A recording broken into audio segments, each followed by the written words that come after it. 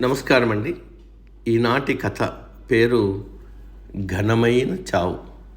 వినిపిస్తున్నది మీ విజయభాస్కర్. ప్రపంచాన్ని గడగడలాడించి అనేక మంది చావుకు కారణమైన హిట్లర్ చివరకు ఆత్మహత్య చేసుకున్నాడు. అనేక రాజ్యాలను జయించి ప్రపంచాన్నే పాలించాలని కోరిక కలిగిన అలెగ్జాండర్ దిక్కులేని చావు చచ్చాడు.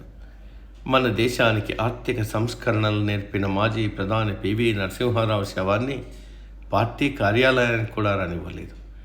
దేశాన్ని ఒంటి చేత్తో పాలించి మహానాయకులనే మట్టి కరిపించిన ఇందిరాగాంధీ తన అంగరక్షకుల చేతిలోనే చావవలసి వచ్చింది.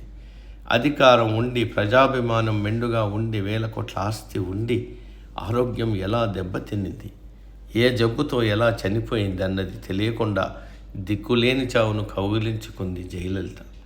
అందుకే అధికారం, ఐశ్వర్యం ఇవేమీ ఘనమైన చావును ఇవ్వలేవు. సమాప్తం.